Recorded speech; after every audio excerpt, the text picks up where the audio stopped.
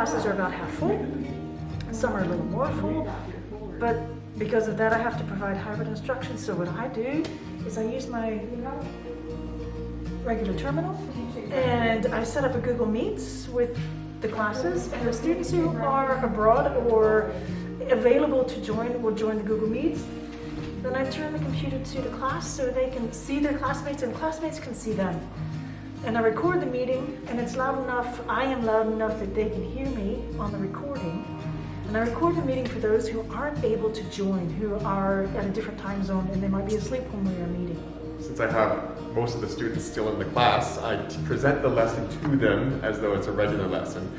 But while that's happening, I have a webcam pointed at the whiteboard and myself recording everything, and then that's also being broadcasted to a Google Meet where students are working from home live so they can learn along with the rest of us as well.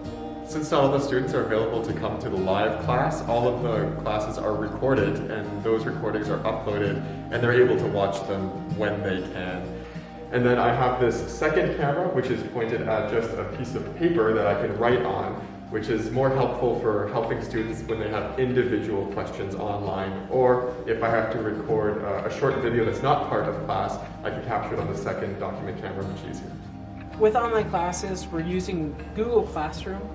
Students are able to see what course that they have. They can see what was due today, what is being posted, what's due tomorrow. For an example, my junior high class, if I look at all that's upcoming for them, we could see all of our classes here. If I switch over to my physics class, they could see anything that I post, different updates that I have going on. They could see all the materials that will be needed. They could see what homework's being posted, a live session of recorded from the class, or for this one, this is a video that I made in the previous year. And I will post the slideshows, but I also show them, I present them to the students that are here, but I also present them at the same time on the computer for those who have joined the meeting. So they can join along and see the slides as they progress and listen to the lecture, and they can ask questions as they need to. And I can also use the board. It's low tech, not high tech, but draw on the board and then arrange the computer so that they can see the board and any drawings. And I can address any problems that they might have or any questions that they might have. Evaluating student learning while students are remote is a huge challenge, especially in math, when in high school math a lot of the answers can just be Googled or a phone can be pointed at the question. So I'm trying to stay away from major evaluations online as much as possible. Students in class, I'm giving them the regular evaluations. Students who are working from home, I give them a copy of any quiz or test that we're doing in class, and then they can practice with that and try to learn from that. And the goal is that all the students are back in time so I can give them in-person evaluations to make sure they're keeping up with the material. I just told them that they could make up any tests when they returned.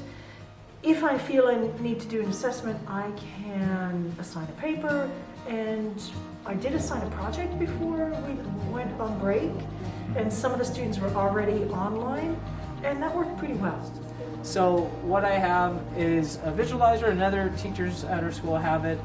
For an example, this is my junior high students kind of talking about weather fronts, and I can project it to the students in my classroom as well as using this quality of a screen for the students at home. And I find that using this type of desktop camera very, very beneficial.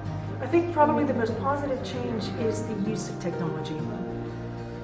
Bringing more technology into the classroom, using what we have more, and get the students more engaged with what they know, because they are very technology focused, and the more I can bring that into their learning, the more likely they are to